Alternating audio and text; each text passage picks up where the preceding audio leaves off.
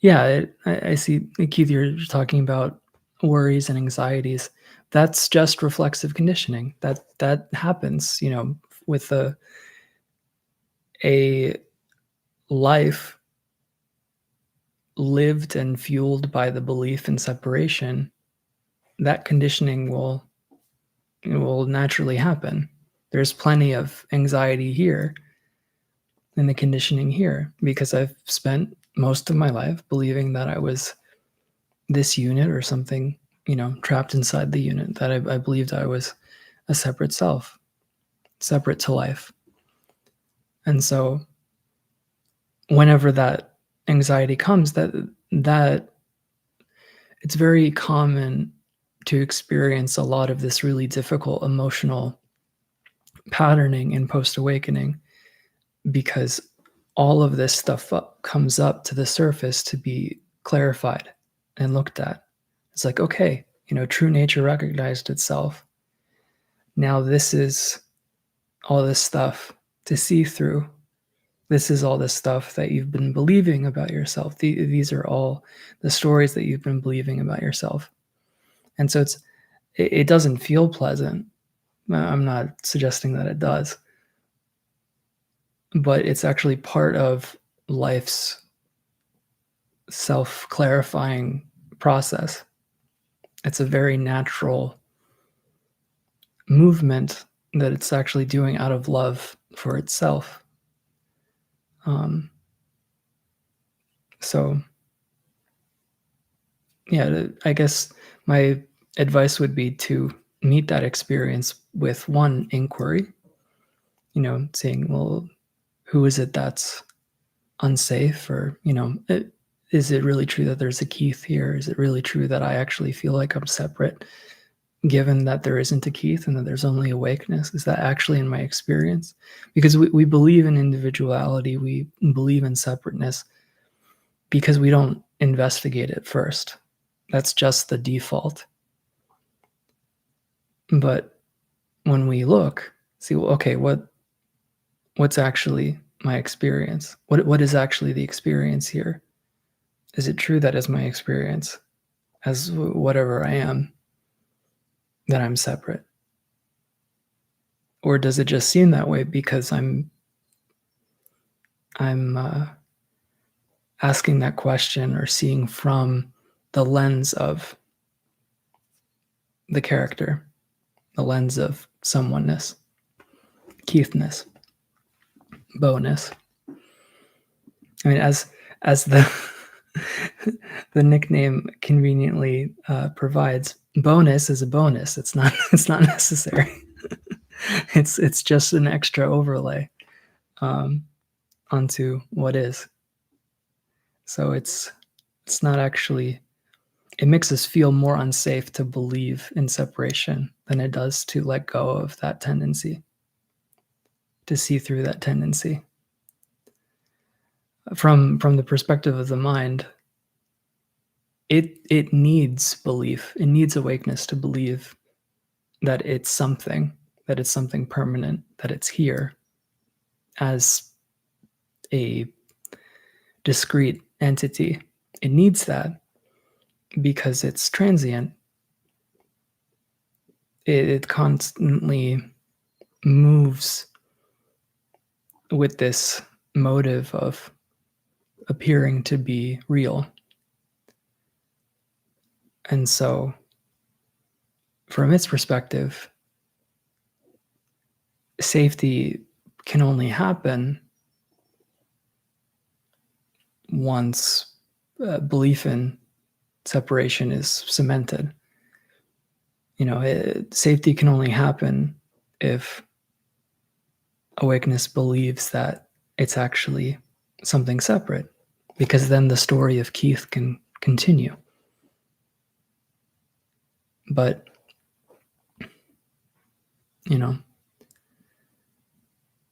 I don't have to worry about what kind of chaos and,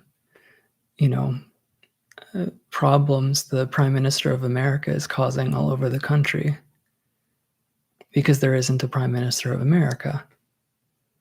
So even if I, every now and again feel compelled to believe that, oh my goodness, the Prime Minister of America is just completely ruining things. Like, I don't know how the 2024 election is going to go because the Prime Minister of America is just, causing all this chaos. So many problems are happening because of the Prime Minister of America. All I have to do is see, is it true that there's a Prime Minister of America? And it won't take long to notice, oh, that's actually it's not true. There's never been a Prime Minister of America. So I don't have to worry, even if my phone gets alerts talking about the crazy stuff that the Prime Minister of America is doing. I don't have to believe them just because the notification is there or the thought arises. So in inquiry, just meet the thought with, is it really true that I need to believe this? Is it really true that I, awakeness, need to believe this thought, that I'm a Keith, or I'm a Bo, or a Net?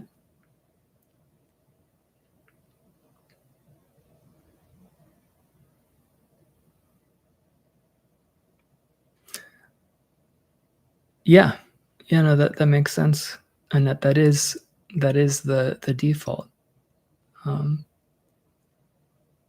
We're very used to, and it's just the wiring, right? We're used to equating familiarity with safety, but really,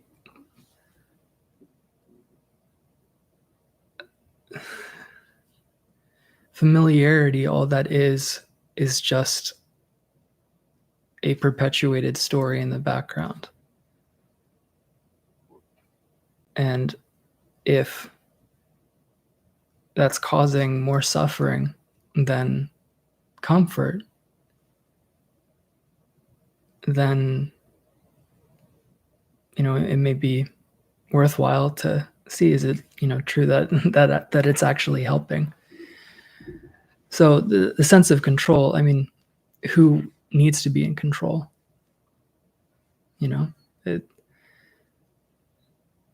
the sense of someone needs to feel in control, because if it's in control, it's here, it exists. It's impossible for there to be a sense of that, for there to be an actual self. It's not possible for a self to be in control. It's like, there actually being a monster under your bed. Familiarity feels like control. Yeah, I get that. It feels like control because it feels like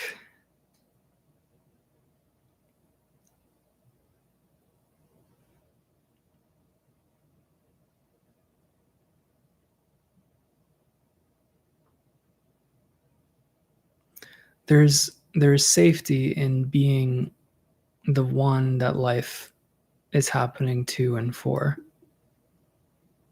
Imagine safety. It's not true. There's safety to the belief in a net. It's safe for a net if awakeness believes that it's actually there. But there isn't a net to begin with. So what safety is actually available to something that isn't here anyway? It's just all these stories and ideas are a distraction for awakeness to just stop and look and see, oh, there's just this as it is.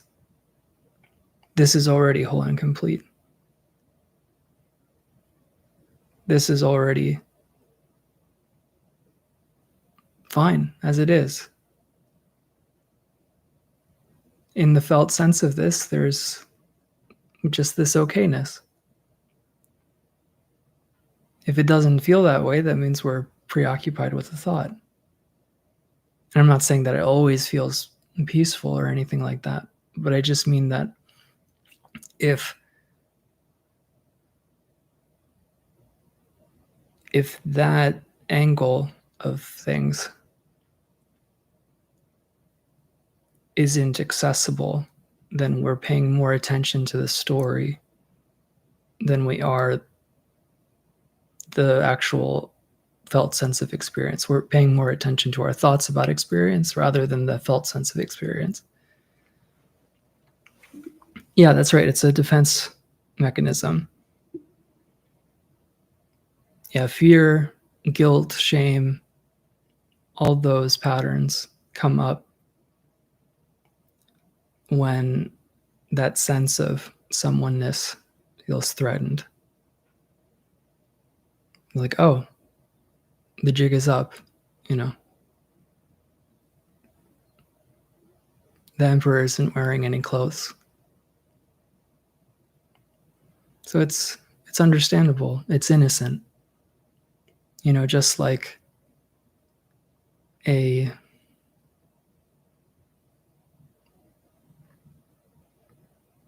an organism naturally strives to preserve itself and to survive. That's a natural movement of nature. You can think of it the same way with egoic patterning. Because it's nature expressing that way is one way of looking at it.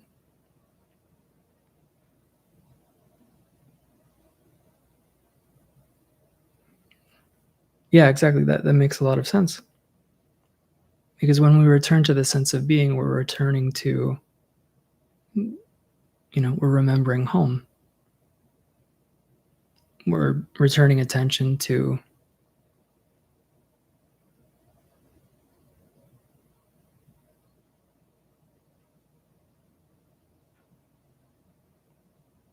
what is, which is inherently free from all the stories about it.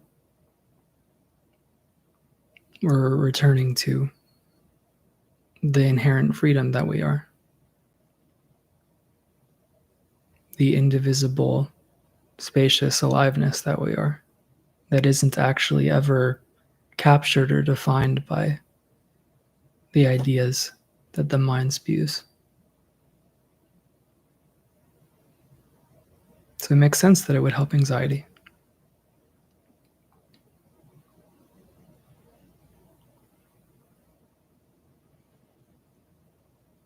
So yeah, that would be my suggestion. When there is anxiety, meet it with inquiry and return attention to the sense of being and just stay there.